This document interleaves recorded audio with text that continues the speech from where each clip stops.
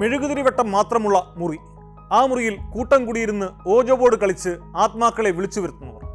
നിരവധി സിനിമകളിലും മറ്റും നമ്മൾ ഈ രംഗം കണ്ടിട്ടുണ്ട്. 2023 പുറത്തിറങ്ങിയ രോമാഞ്ചം എന്ന മലയാള സിനിമയുടെ പ്രമേയവും ഇതുതന്നെയായിരുന്നു. കോളേജ് ഹോസ്റ്റലുകളിലും മറ്റും ഓജോ ബോർഡ് കളി ഇന്നും വ്യാപകമാണ്. ഒരു പടി കൂടി കടന്ന് ഇതിനെ കച്ചവട താല്പര്യത്തോടെ ഉപയോഗപ്പെടുത്തുന്നവരുമുണ്ട്. ഓജോ ബോർഡ് പരിശീലിപ്പിക്കാൻ സ്ഥാപനങ്ങൾ പോലും നമ്മുടെ കൊച്ചു കേരളത്തിലും ഉണ്ടെന്നതാണ് വാസ്തവം. അതും വർഷങ്ങളായി. 1800കളുടെ അവസാനം അമേരിക്കയിൽ ഒരു കമ്പനി പുറത്തിറക്കിയതാണ് ഓജോ ബോർഡിൻ്റെ ആദ്യ രൂപം. വിനോദ ലക്ഷ്യമിട്ട് പുറത്തിറക്കിയ കളിബോർഡ് പിന്നീട് അമാനുഷിക കഥകളിലെ നായകനാകുന്നതാണ് ലോകം കണ്ടത്. ഓജോ ബോർഡിൻ്റെ സഹായത്തോടെ സാധാരണക്കാർ വരെ ആത്മാക്കളെ വിളിച്ചു വരുത്തിയതിൻ്റെ കഥകൾ എങ്ങും പ്രചരിച്ചു.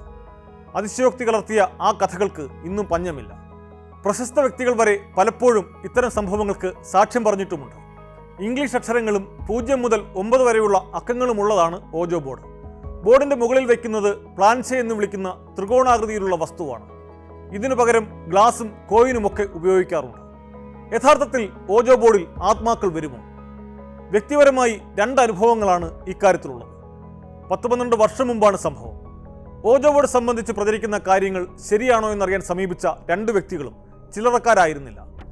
ഒരാൾ തിരുവനന്തപുരത്ത് ഇന്റർനാഷണൽ സ്പിരിച്വൽ ഫൗണ്ടേഷൻ എന്ന പേരിൽ സ്ഥാപനം നടത്തുന്ന ഡോക്ടർ എം പത്മനാഭൻ. അതീന്ദ്രിയജ്ഞാനത്തിലും പാരാസൈക്കോളജിയിലുമൊക്കെ അറിവുണ്ടെന്ന് അവകാശപ്പെടുന്ന പത്മനാഭൻ വർഷങ്ങളായി ഈ രംഗത്ത് പ്രവർത്തിക്കുന്നയാളാണ്.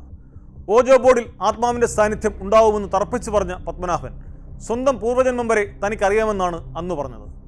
എന്നാൽ ഇത്തരം കാര്യങ്ങൾ അനുഭവിച്ചറിയാൻ ഏതു പരീക്ഷണത്തിനും തയ്യാറാണെന്ന് അദ്ദേഹത്തെ അറിയിച്ചു.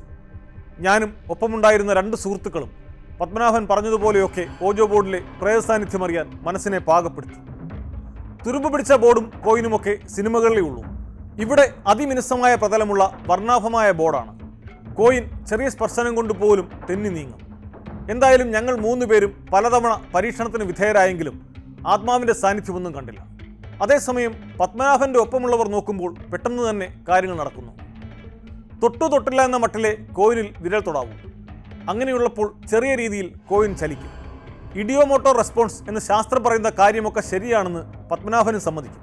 പക്ഷേ ഒപ്പം ആത്മാക്കൾ ഓജോ ബോർഡിൽ ഉറപ്പായും വരുമെന്നും ഇപ്പോൾ മറ്റെന്തോ പറ്റിയതാണെന്നും ഒക്കെ സമർത്ഥിക്കാനും ശ്രമിക്കും. അന്ന് അടുത്തതായി ഞങ്ങൾ പോയത് തിരുവനന്തപുരം മംഗലംകോണത്തുള്ള വേണു എന്നയാളുടെ അടുത്തേക്കാണ്.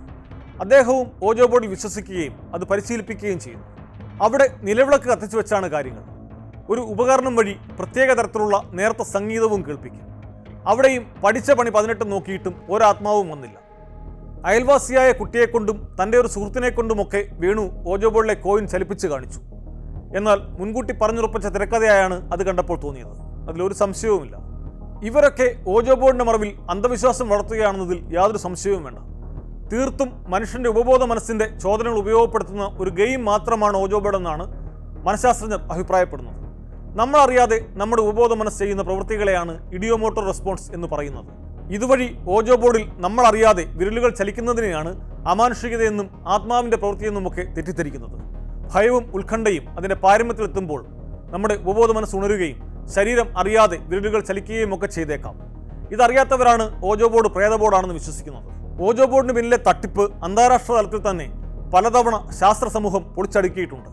കണ്ണുകൾ തുറന്നു വെച്ചും കണ്ണു കെട്ടിയും ഓജോ ബോർഡ് കളിപ്പിച്ചപ്പോൾ വിരുദ്ധ ഫലങ്ങളാണ് ലഭിച്ചത് എന്നത് തന്നെ ഇതിൻ്റെ പൊള്ളത്തരം വ്യക്തമാക്കുന്നു. ഞെട്ടിപ്പിക്കുന്ന കാര്യം എന്താണെന്ന് വെച്ചാൽ ഇന്നും നമ്മുടെ നാട്ടിലും പലരും ഈ തട്ടിപ്പിന് പുറമേ നടക്കുകയും പുതുതലമുറയെ പോലും തെറ്റിദ്ധരിപ്പിക്കുകയും ചെയ്യുന്നുണ്ട് എന്നതാണ്. അതിൽ കച്ചവട താല്പര്യമുള്ളവരുമുണ്ട്. ഇവരുടെ ഇരകളാകുന്നത് ദുർബല മനസ്കരാണ്. ഇല്ലാത്ത ആത്മാവ് ഒപ്പമുണ്ടെന്ന ധാരണയിൽ മനോനില താളം തെറ്റുന്നവരെക്കുറിച്ച് ആലോചിച്ച് നോക്കൂ. സമൂഹ മാധ്യമങ്ങൾ വ്യാപകമായതോടെ അതുവഴിയും ഇത്തരം കച്ചവടക്കാർ രംഗത്തുണ്ട്. അന്ധവിശ്വാസം വളർത്തുന്ന പല ഗ്രൂപ്പുകളുടെയും പല സൈറ്റുകളുടെയും പിന്നിൽ പ്രവർത്തിക്കുന്നവരുടെ ലക്ഷ്യവും മറ്റൊന്നല്ല. ഇവരുടെ വലയിൽ പെടാതിരിക്കാൻ കരുതലോടെ ഇരിക്കണം എന്നേ പറയാനുള്ളൂ.